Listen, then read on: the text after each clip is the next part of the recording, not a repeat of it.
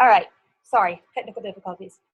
What I'm doing is I did an analysis of MobyMax and its impact on vocabulary development. Let's see if I can get that to, that's gonna mess up my screen.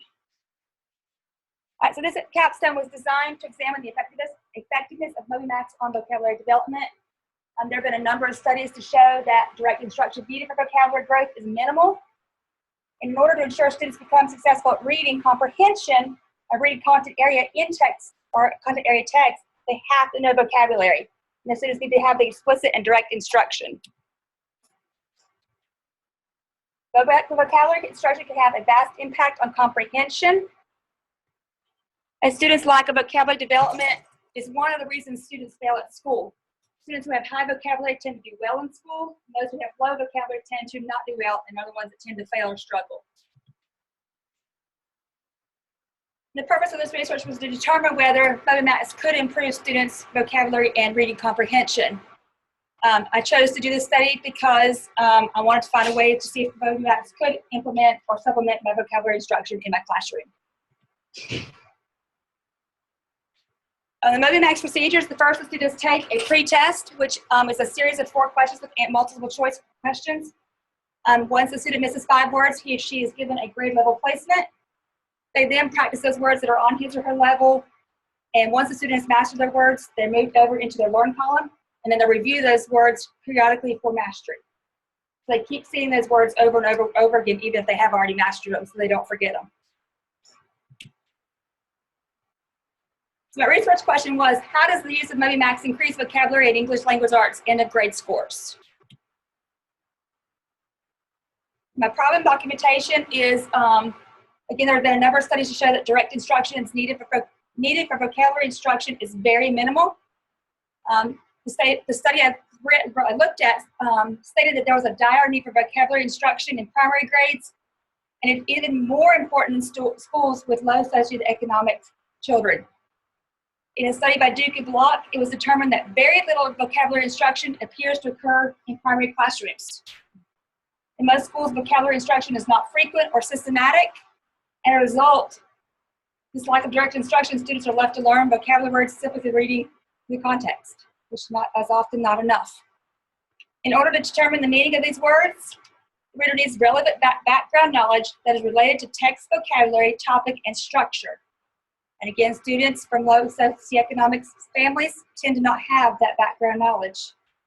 It greatly hinders their comprehension.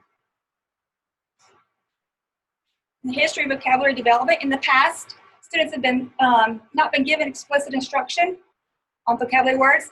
Vocabulary instruction was limited to teachable moments and student questions.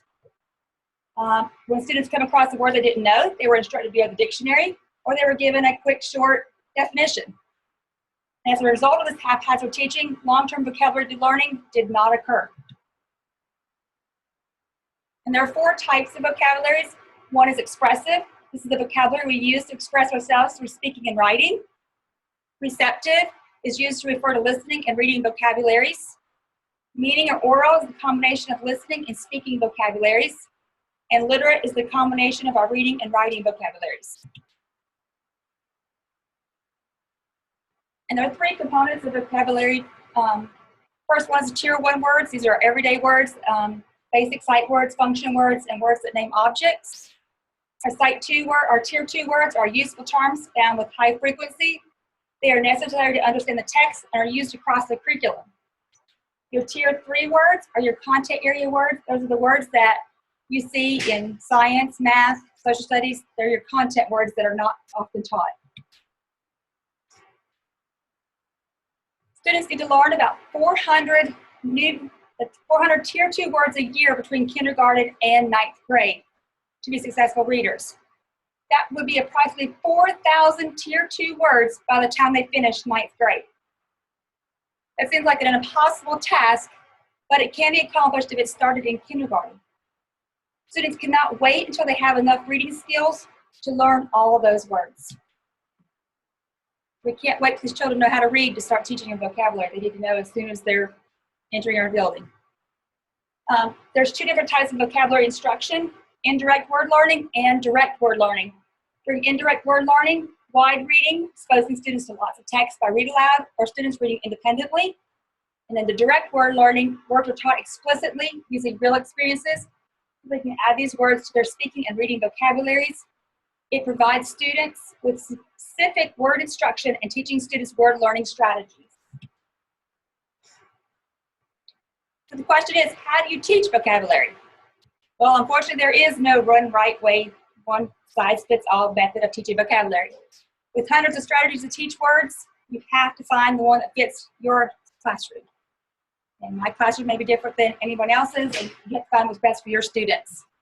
Some suggestions for teaching vocabulary words: repeated exposure to words, keyword method, graphic organizers, and technology. So what causes these vocabulary problems? There are many causes of children struggling with vocabulary development. One reason is students' vocabulary background. Students from low socioeconomic settings tend to have lower vocabulary than their peers from higher socioeconomic background. And this differentiation can be attributed to a lower amount of verbal interaction with parents. It's been found that there's a difference of almost 300 spoken words per hour between parents who hold professional positions and parents who are on welfare. This difference results in children of low socioeconomic households who start school with smaller vocabularies. And these children then continue to fall behind their peers due to this deficit.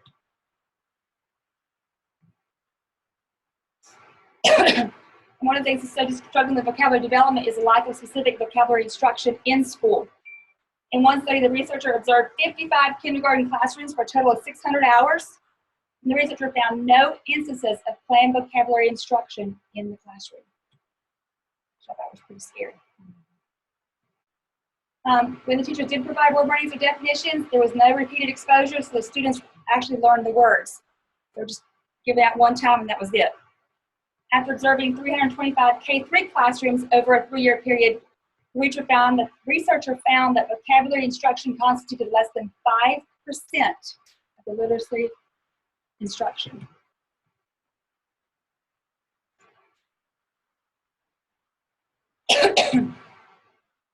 Students struggling with vocabulary, like they need a more in-depth approach to instruction is needed.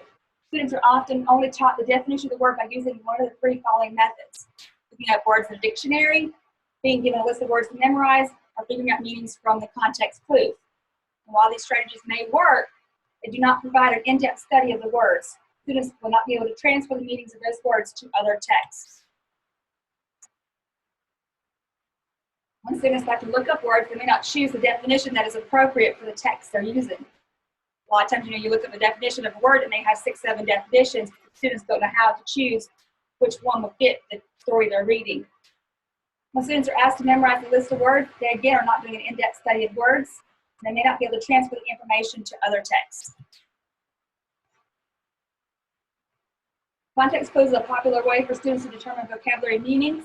Again, the problem arises that students only have a definition for the word in that context and may not be able to transfer it to other contexts. This lack of in-depth word study limits students on their understanding of the words needed to learn.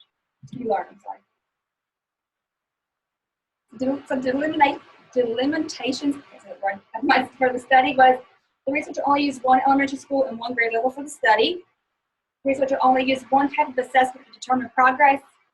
The researcher chose not to address the issue of using more than 1 school due to complexity. Involving more than 1 school would have been quite extensive, and the data would have been very hard to assimilate and analyze. And by looking at only 1 grade level, the researcher was able to focus on the growth of the students in the study. My study was limited to an 8-week duration. Participants were also limited on the amount of time they could use the program at school.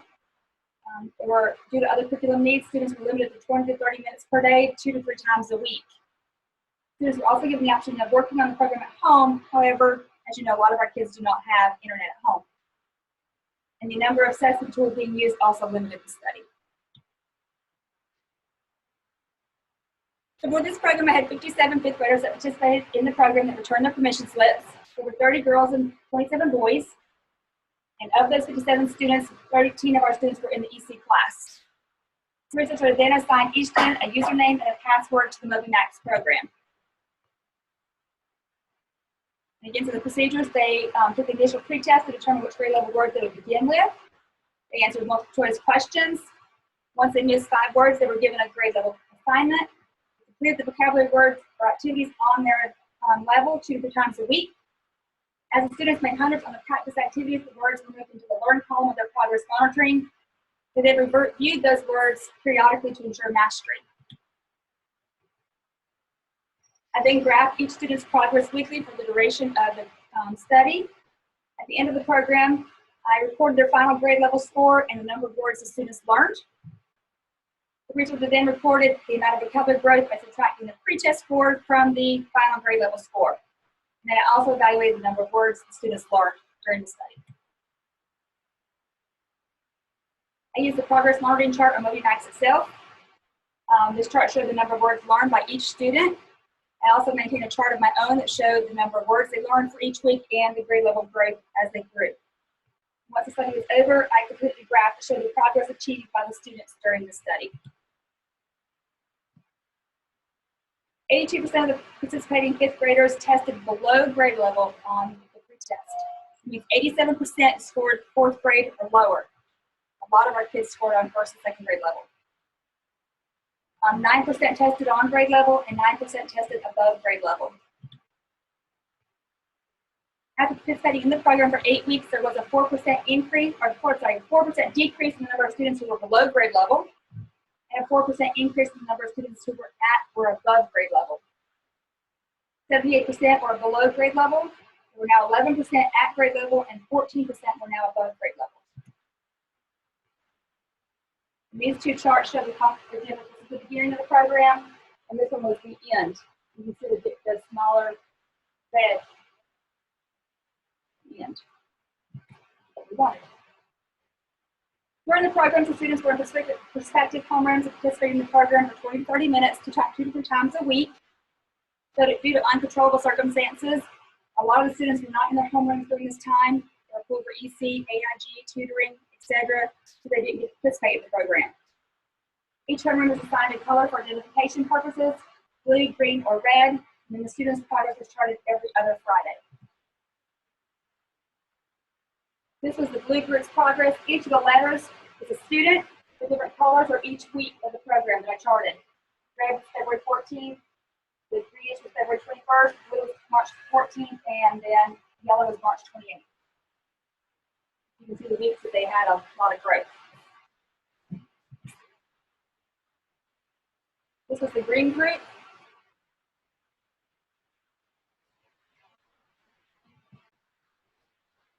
And then the red group. There's a lot of difference in the 3 homerooms. During the program, the 5th graders learned a total of 1,342 new words. The chart shows the amount of words each homeroom learned. The red group, this is my homeroom, learned 877 new words. The green group learned 145, and the blue group learned 320. Before the program started, I asked the students 3 questions. I think learning vocabulary can improve my comprehension. I think learning vocabulary can improve my comprehension a little. I do not think learning vocabulary will help my comprehension. And that's the breakdown of the number of students who answered each question. I was amazed at how many thought that learning vocabulary would not help their comprehension. Students did increase their vocabulary knowledge over the 2-month uses in MobyMax. As I said earlier, there was a 4% growth in who are at or above grade level, and a 4% decrease in the ones that were below. And the 5th grade did learn 1,342 new words during the program. The red group, my homeroom, learned the most words throughout the program. The students in this homeroom were with me during that time, and I was able to monitor them and encourage them and keep them on track during the 30-minute during that intervention time.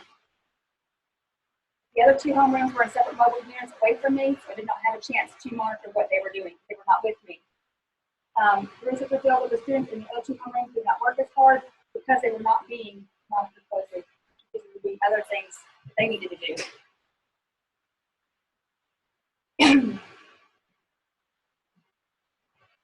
After looking at the final words, the number of final words that each homeroom learned, the data shows that teachers can impact the amount of words learned by students. Students who were encouraged to learned a lot, and the ones that didn't have much encouragement didn't learn as many. new words. During week 6 of the program, the amount of words each homeroom had learned was announced to each group. Since each homeroom wanted to be listed as the class with the most words learned, there was an increase of participation that week.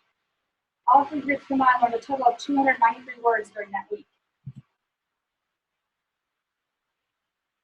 In my homeroom, the students were constantly asking, who has the most words learned? Who has the most words learned? When the top 3 word learners were announced, students worked harder to learn new words because they wanted to be on the top 3. However, there are mixed reviews from research about whether competition is good in the classroom. One study said that elevating competition among students may discourage them from learning. Another study said that competition is a powerful motivator for student behavior. Some studies have found competition to have a positive effect on student learning. Moby Max's vocabulary teaching strategies. It skips words that students know. They're not working with words they know. They're working on only words that they don't know. Students work with 5 new words at a time. They're given the word, 2 sentences, and a picture that use the word in context. The student first matches the words to the definitions. Next, the students are given sentences with pictures. They have the sentence and a visual. Then they must put the correct word in the correct sentence. After that, the students they have sentences with no pictures to put the correct words in. The final stage of the session is reviewing words from previous sessions. And I like this quote from Moby Max. Moby's adaptive pre-test ensures that students only practice unknown words. Students learn each word and then practice word meanings by matching the word with the appropriate definition, sentence, and picture. The review cycle ensures that vocabulary words are retained for life.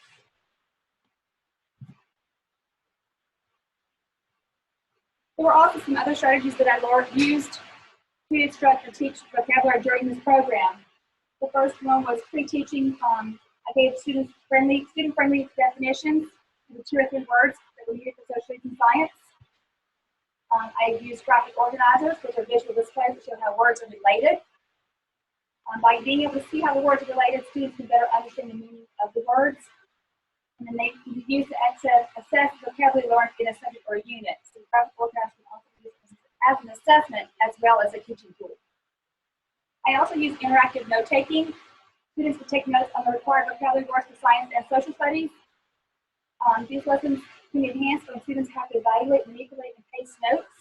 We do a lot of cutting and pasting, matching, in our interactive notebooks. It also enhances cognitive reasoning and reduces stress level. Because they do not have to write down every single thing I say, we kind of have a guideline and they have something to go by to reduce the stress level.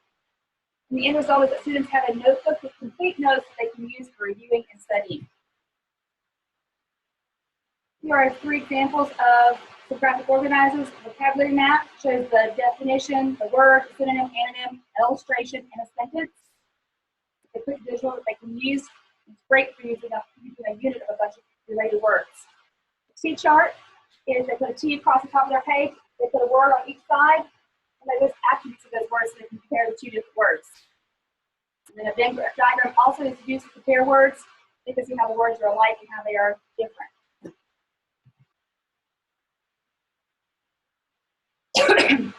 Research shows that vocabulary must be deliberately and systematically taught. Again, I said that can't emphasize this enough. Students need to learn about 400 Tier 2 words a year between kindergarten and 9th grade. That's 4,000 words by the time they finish 9th grade. And again, they can't wait till they know how to read to start that. And what's really neat is that Moby Max does have a read aloud feature, so even struggling or early readers can be successful in the program because it reads everything to them. So they can start learning those words before they can even read them on their own. Our recommendations based on our results is that use Moby Max for longer than the 2 months that was allotted for this action research. Since my data showed that there was an increase in student vocabulary knowledge, it would be expected that students would have more growth if the program was used for a longer period of time. Closely monitor student performance. When students were working closely or monitored closely, they seem to work harder and they're more diligent in their work. And then my third one would be to encourage other teachers to implement the program in their classroom. According to Word's review, vocabulary must be distinct, purposeful, and ongoing throughout the elementary grades. Based on this research, Moby Max could be implemented in the early grades to increase vocabulary development and reading comprehension. However, Moby-Max vocabulary cannot be the only way students will count vocabulary. One, a small tool. Students must be exposed to words repeatedly and in various ways to ensure mastery. Unfortunately, there is no one-size-fits-all method to teach vocabulary. You must research and discover what works best in your classroom. What works one year may not work the next year.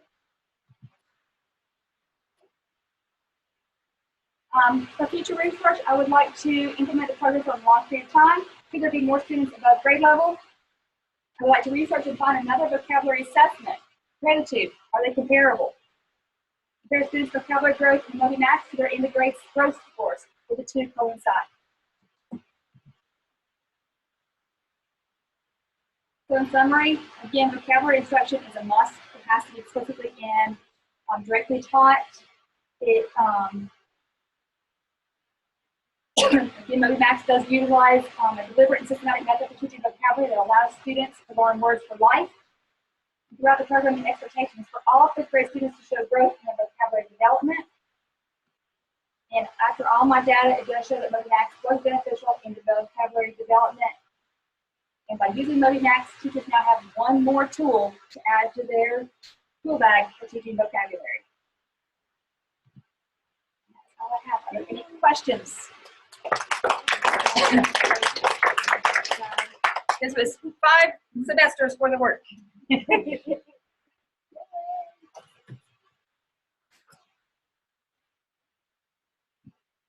Right. That is all I have. You good? Great job. Thanks. Thank you. See you tonight.